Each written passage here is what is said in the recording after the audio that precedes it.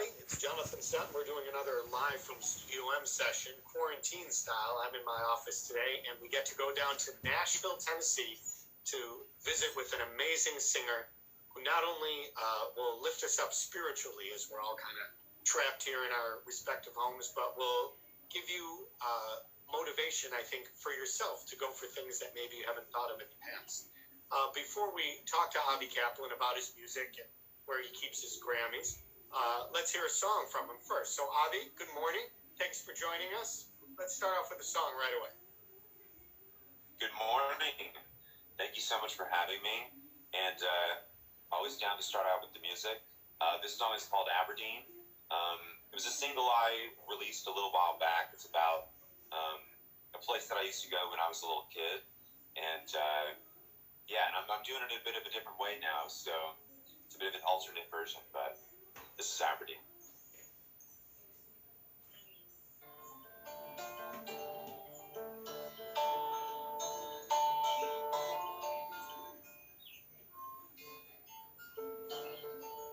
There is a place that I used to go, given its name by the buffalo. Filled me up and eased my pain. Washed my soul without rain. Oh, Aberdeen, you've been calling me to make my way back home to that cool summer breeze and those old evergreens, the only place to rest my weary bones. Soon I will go free my heart to that sage and snow beneath the stars. Clear my mind and float my soul to lay down all my sorrow.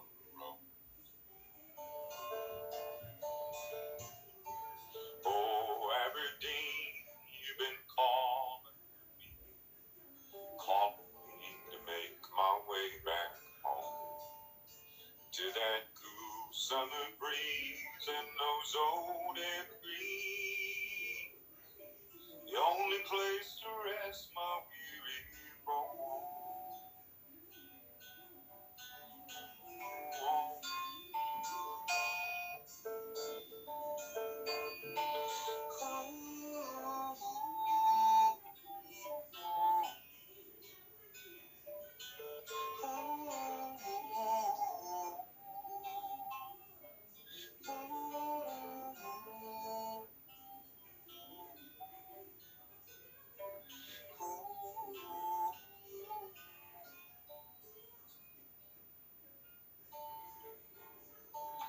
Oh, Aberdeen, you've been calling me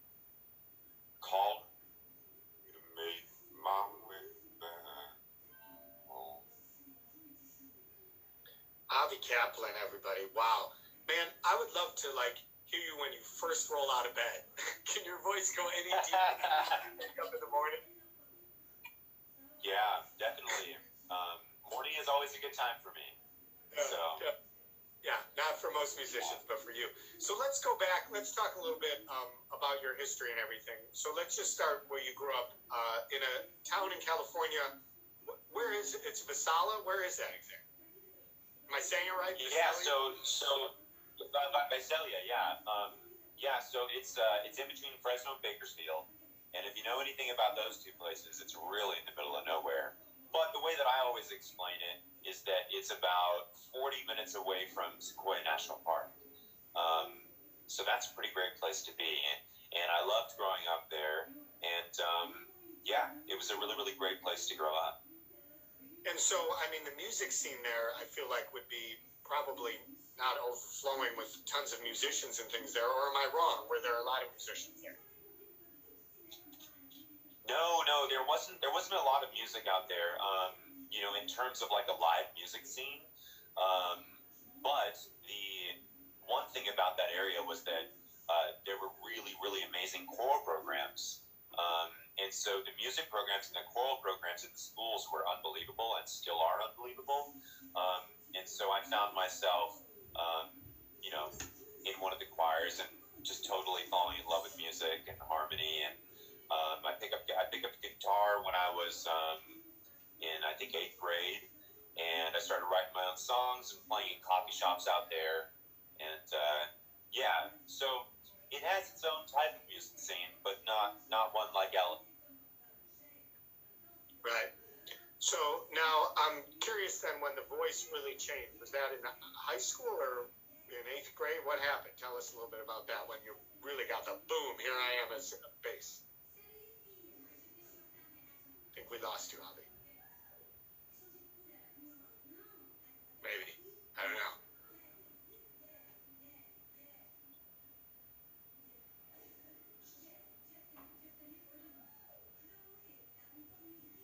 We got a total freeze frame on my end.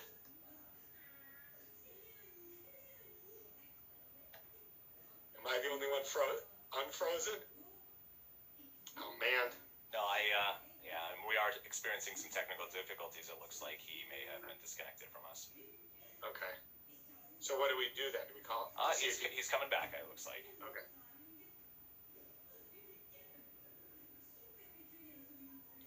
At least on my end, it says that. There he is. There you are. I don't know what happened. I'm sorry. No, dude, it's cool. It's just, I miss actually being in person for situations like that. So I was just asking, did I lose you again? No, are you there? No, I'm good. Sorry. I'm just very still. Okay, I'm just doing it to freak everybody out. No, okay. Anyway, when did your voice really, did you just wake up one morning and suddenly, oh my God, I've got this amazing voice? When did it happen? It was in between 8th grade year and freshman year of high school. And I remember coming to school, and I didn't really realize that my voice had changed. But then I was talking to people, and people were like, why are you talking so weird? And that's before I kind of learned to not speak in the lowest register of my voice when I speak to people. I kind of have to speak up here a little bit so people can understand me.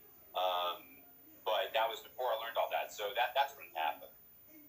That is awesome. Okay, so let's also with your family, were they super musical at all, or like your mom or your dad or anything, or it was kind of more you? Give us a little on that. So my mom, well, they both have very good ears. My dad has great rhythm. My mom has a beautiful voice. But neither of them had ever really done anything with music. Both my brother and sister played piano and actually clarinet as well. And they can both sing as well. But no one ever really followed into music. My brother ended up doing that. But I kind of followed it first for sure. Okay, so let's fast forward now a little bit to Pentatonics. When you end up with that a cappella group, how did you guys all come together? They found you, you found them. Walk us through that a little bit. Yeah, so they found me. I grew up singing choir and absolutely fell in love with the art form. Then I went off to college to continue that. And I was an opera major and a choral studies major, but I was also in the college a cappella group there. And the a cappella group that I was in, we ended up winning the ICCA, which is actually the same competition that Pitch Perfect is. And so I kind of made a name for myself in that world. And so actually the next year they were looking for a bass, and so they asked me. Right. And then did that seem super fast then, from being on national TV and then winning Grammys and things, or did it seem like a slow process? A lot of the artists we talk to, they'll say, it took me 10 years to be an overnight sensation. Did it seem like it was slow? Yeah, I mean, it was interesting. I mean, we didn't go from, show to Grammys, we did a lot of work, but it all seemed like a whirlwind. It seemed like a huge whirlwind, and it took a few years for us to get to that level, but the entire time we were always grinding and going, putting out videos and touring, and we never stopped. And yeah, so it was a bit of both. It kind of had both feelings at times. Does everybody get a Grammy? Like, do you have one, or you have to share them? How does Yeah, it work? we chopped it into 5 pieces. No, I'm just joking. No, we all got our own, and it just is a surreal thing, really insane. Where do you keep yours? I don't have a place for them yet. I've kind of just started putting furniture in my house, so they're like in storage right now.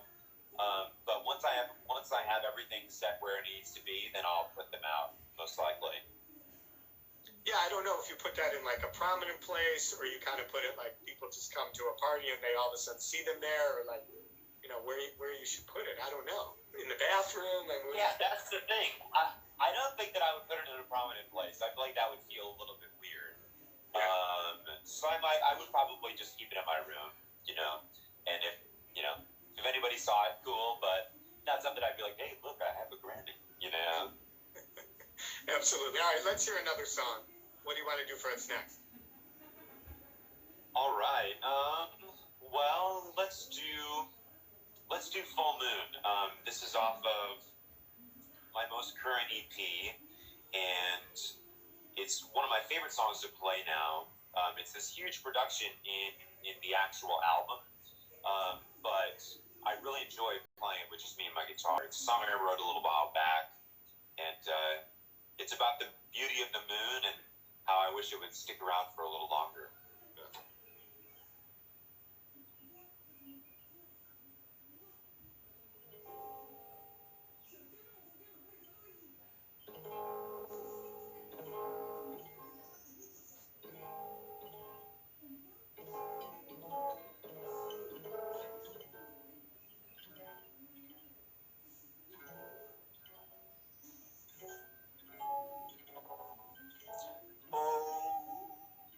Sun, sings in the ocean again, way down, deep in despair, he waits, resting his head till day.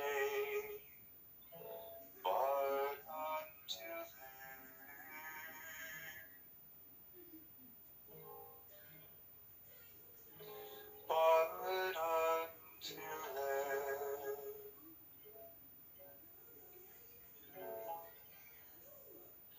fool,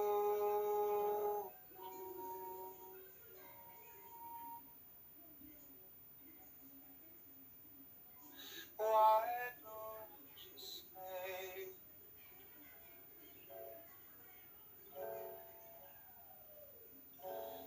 Fool,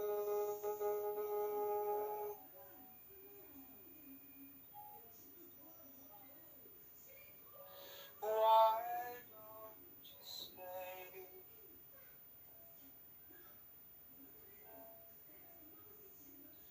Why don't you stay?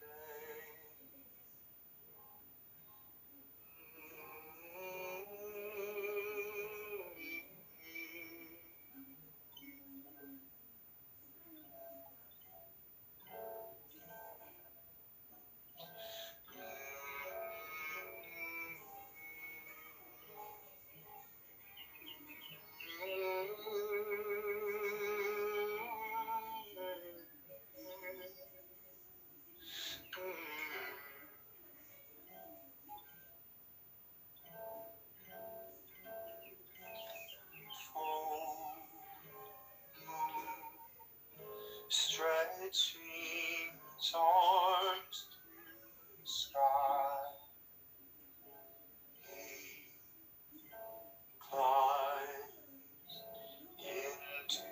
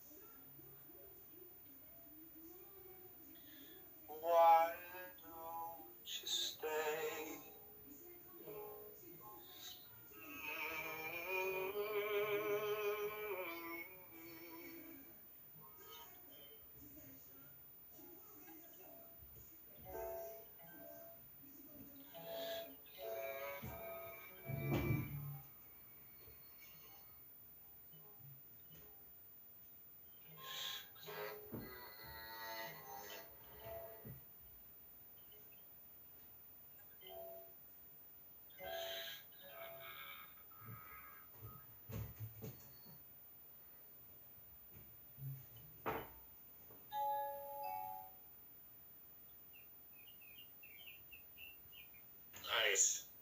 Avi Kaplan. And, I have to enjoy that you've got Mother Nature helping you out there. I hear some birds tweeting in the background, right? Always. That is awesome. Man. Yeah, absolutely. That is beautiful. Let's talk a little bit about your love of nature. And after you left Pentatonics, you did, you did some solo work. You made an album, but then you did a lot of adventuring, right? Like literally around the world, hiking in all different kinds of places. Yeah. When I was in the group, like I said before, we were going nonstop.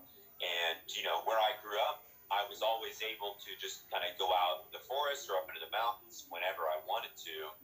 Even when I was in college, but once I was in the group, I didn't have that opportunity anymore, and I realized what an integral part it was to my life that I kind of had taken for granted on accident. So after I left the group, I really needed to reconnect. I really needed to just get back to myself, and so I went all around California. I went back to the Sequoias, and I did like a 3-day camping trip up there, backpacking trip. And then after that, I went up to the eastern side of the Sierras, and I hiked up all around those mountain lakes up there by Bishop and Mammoth. And after that, I went to Holland and hiked around their national parks. And then I took a train to Germany, and I hiked around the Saxonian Swiss. And then I went to Israel, and I hiked all around Ein Gedi by the Dead Sea, up in the northern part of Israel by the Galilee. It was unbelievable. It was all stuff that I really, really needed to do and really, really needed to experience to reconnect with myself. And it was so healing. It was such a beautiful time in my life. And it was really the only time that I'd ever even taken myself on a vacation. It felt like a pilgrimage. It was beautiful. It really set the stage and the foundation to be able to start creating music again and kind of opening my heart again. And after that, everything really started flowing out. I just started writing and writing and writing. It was a beautiful experience. Were you right? So when you were in all those places, were you writing then at all, or you were just kind of resetting? I was writing a little bit. I brought my guitar everywhere, but and if the feeling came to me, if the inspiration came, then I would sit down and write. And I did write a few songs while I was out there, but it was much more about just kind of being out there and reconnecting. And even when I would play, it was like, I was playing for what's around me, just like the birds are singing for me. I was singing for them, So it was that type of experience. Were you solo or you went with people? No, just me. Wow. So this quarantine thing is easy, man. Being by yourself. Totally. It's, when I've talked to friends about it, I've just been saying that, my life right now isn't so different from how I live in general when I'm not on tour, When I'm not on tour, I come home and I walk in the forest and I stay away from people as much as I can. And, it's kind of the same thing, Now I'm forced to, but, it's not so different for me, which I'm very, very grateful. I have a lot of gratitude for where I am and my ability to be still. Yeah. Do you run a summer camp? Is that right? Did I read that right? That you have some kind of summer camp that you do? I do. And we've been running it for 6 years now. And it's one of the things that I'm most proud of, if not the thing that I'm most proud of that I've created in my life. It's for kids who are all around the world, and it's a summer camp for high schoolers. And yeah, like I said, kids audition from all around the world, and they come from all around the world. We raise enough money so that everyone can come. They all come together, and it's the festival is a cappella, but we teach them music theory, we teach them music business, arranging, composing, songwriting. We put them into groups. We have the choir as well. So it's a huge, intensive experience that really creates a family. And to bring these kids all over the world that are unbelievably talented, it's it's a really surreal experience to have all those kids. Is it in California or Nashville? Where is it? It's actually in California. It's right above Brentwood in LA. It's at Mount St. Mary's College. It's this beautiful campus up in the hills overlooking the city. It's beautiful. It feels like a Hogwarts of acapella. It's awesome. Yeah, that is cool. So now you and I are both members of the tribe, but I'm curious if you were you bar mitzvah? I was.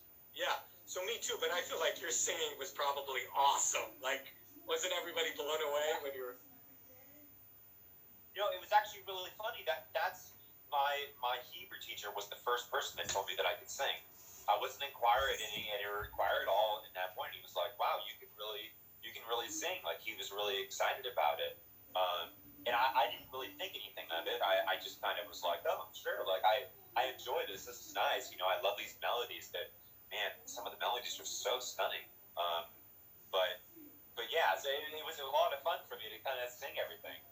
Yeah, absolutely. All right, so the EP is called "I'll Get By." You were planning a tour just like everybody else. It's on hold right now. Right? Yeah, and it was only a weekend. So crazy. Yeah. All right. Well, we do have time for one more. Obviously, it's a pleasure hanging out with you virtually. Will you do one more for us before you go? Yeah, absolutely. What do you want to finish with? Keep these in the lower register. And this one's called Chains. It's on I'll Get By as well. And I appreciate you having me out. And for anyone watching, we're all going to get through this together. And just got to stay strong, stay positive, and we'll get through it.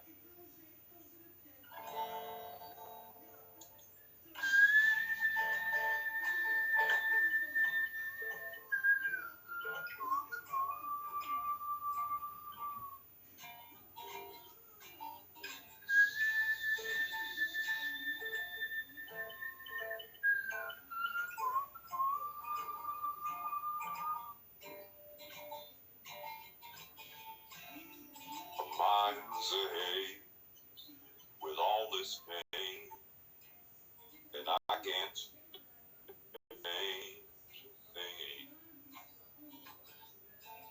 Lost in this maze, I can't find a way. I can't break my spirit free. All of these chains weighing down on me, weighing down. All of these chains weighing down on me, weighing down.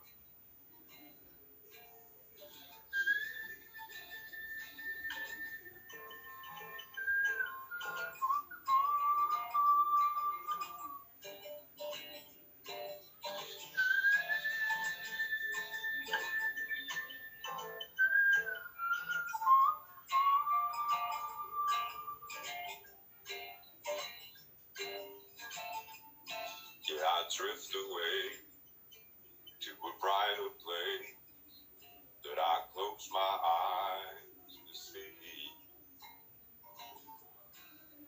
Then someday I think that things will change, but I'm losing my belief. All of these chains weighing down, weighing down. All of these chains weighing down on me, weighing down. I'm down on my knees. I need some relief, some quiet and peace.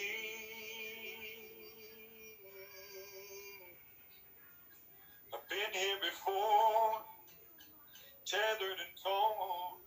I won't take any more.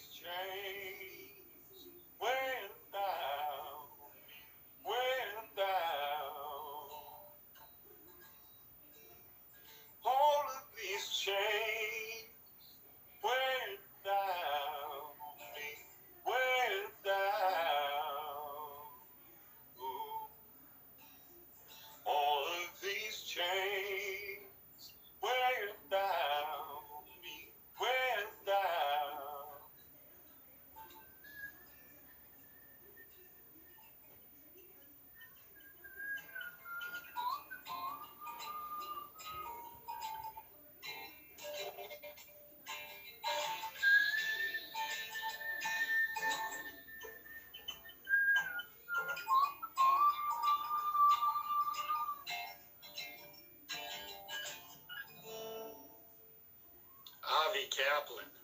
Thank you so much, man. That was beautiful.